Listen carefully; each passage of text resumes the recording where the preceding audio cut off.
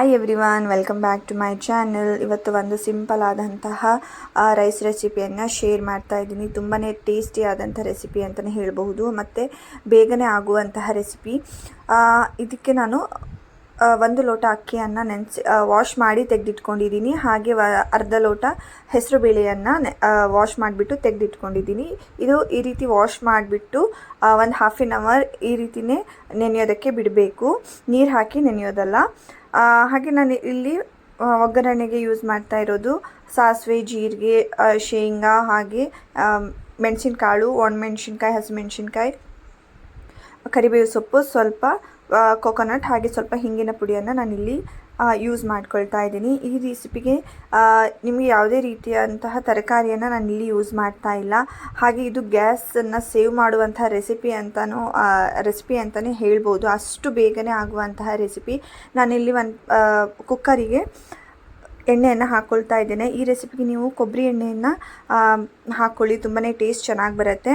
ಎಣ್ಣೆ ಬಿಸಿ ಆಗ್ತಿದ್ದ ಹಾಗೆ ಸಾಸಿವೆ, ಜೀರಿಗೆ, ಹಾಗೆ ಶೇಂಗಾವನ್ನು ಹಾಕ್ಕೊಳ್ತಾ ಇದ್ದೇನೆ. ಜೊತೆಗೆ ಒಣಮೆಣಸಿನ್ಕಾಯಿ, ಹಸಿಮೆಣಸಿನ್ಕಾಯಿ, ಕರಿಬೇವು ಸೊಪ್ಪನ್ನು ಹಾಕ್ಕೊಂಡಿದ್ದೀನಿ. ನಿಮಗೆ ಸ್ವಲ್ಪ ಖಾರ ಜಾಸ್ತಿ ಬೇಕು ಅಂದರೆ ಹಸಿಮೆಣಸಿನ್ಕಾಯಿನ ಸ್ವಲ್ಪ ಜಾಸ್ತಿ ಹಾಕ್ಕೊಳ್ಳಿ. ಇದೆಲ್ಲ ಸ್ವಲ್ಪ ಚೆನ್ನಾಗಿ ಫ್ರೈ ಆಗಲಿ. ಚೆನ್ನಾಗಿ ಫ್ರೈ ಆಗೋ ತನಕ ನಾನಿಲ್ಲಿ 1 ಲೋಟ ಅಕ್ಕಿಗೆ 2 ಲೋಟ ನೀರನ್ನು ಯೂಸ್ ಮಾಡ್ತಾ ಇದ್ದೇನೆ. ಹಾಗೆ ಅರ್ಧ ಲೋಟ ಬೇಳೆಗೆ ನಾನು 1 ಲೋಟ ನೀರನ್ನು ಯೂಸ್ ಮಾಡ್ತಾ ಇದ್ದೀನಿ. ನಾನಿಲ್ಲಿ ಟೋಟಲ್ಲಾಗಿ 3 ಲೋಟ ನೀರನ್ನು ಯೂಸ್ ಮಾಡ್ಕೊಳ್ತಾ ಇದ್ದೇನೆ. ನೀರೆಲ್ಲ ಸ್ವಲ್ಪ ಚೆನ್ನಾಗಿ ಕುದಿ ಬರಲಿ. ಇದಕ್ಕೆ ನಾವು ಹಾಗೆ ಸ್ವಲ್ಪ ಅರಿಶಿಣವನ್ನು ಹಾಕ್ಕೊಳ್ಬೇಕು. ಅರಿಶಿಣ, ಸ್ವಲ್ಪ ಉಪ್ಪು, ಹಾಗೆ ನಾವು ತುರಿದಿಟ್ಕೊಂಡಂತಹ ತೆಂಗಿನಕಾಯಿ ತುರಿಯನ್ನು ಸಹ ನಾವು ಇದಕ್ಕೆ ಹಾಕ್ಕೊಳ್ಬೇಕು. ಹಾಗೆ ನೀರು ಚೆನ್ನಾಗಿ ಕುದಿ ಬರಬೇಕಾಗತ್ತೆ.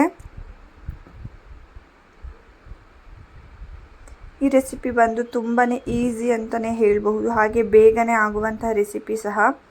ಇದಕ್ಕೆ ನಾನಿಲ್ಲಿ ಹಿಂಗನ್ನು ಸಹ ಹಾಕ್ಕೊಳ್ತಾ ಇದ್ದೇನೆ. ನಿಮ್ಮ ಹತ್ರ ಪೌಡರ್ ಹಿಂಗಿಲ್ಲ, ಗಟ್ಟಿ ಹಿಂಗಿದೆ ಅಂದರೆ ನೀವು ಅದನ್ನು ಸ್ವಲ್ಪ ನೀರಲ್ಲಿ ಹಾಕಿಬಿಟ್ಟು ನೀರು ಮಾಡಿಟ್ಕೊಳ್ಳಿ. ಆಮೇಲೆ ಈ ಟೈಮಲ್ಲಿ ಅದಕ್ಕೆ ಹಾಕ್ಕೊಳ್ಬಹುದು. ಹಾಗೆ ನಿಮಗೆ ಇದಕ್ಕೆ ಶುಂಠಿ ಬೇಕು ಅಂತ ಅನಿಸಿದರೆ ನೀವು ಶುಂಠಿ ಹಾಕೋಬೋದು.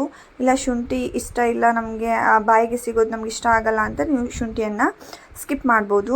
ಹಾಗೆ ನಾನು ಇದಕ್ಕೆ ಇಲ್ಲಿ 1 ಚಮಚ ತುಪ್ಪವನ್ನು ಸಹ ಹಾಕ್ಕೊಳ್ತಾ ಇದ್ದೇನೆ. ತುಪ್ಪ ಬಂದು ಆಪ್ಷನಲ್ಲು, ನಿಮಗೆ ಇಷ್ಟ ಇದ್ದರೆ ಹಾಕೋಬೋದು. ನಾನಿಲ್ಲಿ ನೆನೆಸಿಟ್ಕೊಂಡಂತಹ ಹೆಸರು ಬೇಳೆಯನ್ನು ಹಾಕ್ಕೊಳ್ತಾ ಇದ್ದೇನೆ. ಹಾಗೆ ವಾಶ್ ಮಾಡಿ ನೆನೆಸಿಟ್ಟಂತಹ ಅಕ್ಕಿಯನ್ನು ಸಹ ನಾನಿಲ್ಲಿ ಹಾಕ್ಕೊಳ್ತಾ ಇದ್ದೇನೆ. ನಾನಿಲ್ಲಿ 1 ಲೋಟ ಅಕ್ಕಿಯನ್ನು ಹಾಕಿದ್ದೀನಿ. ಹಾಗೆ ಅರ್ಧ ಲೋಟ ಬೇಳೆಯನ್ನು ಹಾಕ್ಕೊಂಡಿದ್ದೀನಿ. ಟೋಟಲಾಗಿ 3 ಲೋಟ ನೀರನ್ನು ನಾನಿಲ್ಲಿ ಯೂಸ್ ಮಾಡ್ತಾ ಇದ್ದೇನೆ. ಒಂದು ಸಲ ಎಲ್ಲ ಚೆನ್ನಾಗಿ ಮಿಕ್ಸ್ ಮಾಡ್ಕೊಳ್ತಾ ಇದ್ದೇನೆ. ಹಾಗೆ ಇದಕ್ಕೆ ನಾನು ಕೊತ್ತಂಬರಿ ಸೊಪ್ಪನ್ನು ಸಹ ಹಾಕ್ಕೊಳ್ತಾ ಇದ್ದೇನೆ. ಇದೆಲ್ಲ ಒಂದ್ಸಲ ಚೆನ್ನಾಗಿ ಮಿಕ್ಸ್ ಮಾಡಿ, ನೀರು ಚೆನ್ನಾಗಿ ಕುದಿ ಬರಬೇಕು. ಅಲ್ಲಿ ತನಕನೂ ಲಿಡ್ಡನ್ನು ಕ್ಲೋಸ್ ಮಾಡೋದಕ್ಕೆ ಹೋಗೋದು ಬೇಡ. ಚೆನ್ನಾಗಿ ಕುದಿ ಬಂದಮೇಲೆ ಲಿಡ್ ಕ್ಲೋಸ್ ಮಾಡಿಬಿಟ್ಟು 1 ರಿಂದ 2 ವಿಜಿಲ್ ಸಾಕಾಗುತ್ತೆ.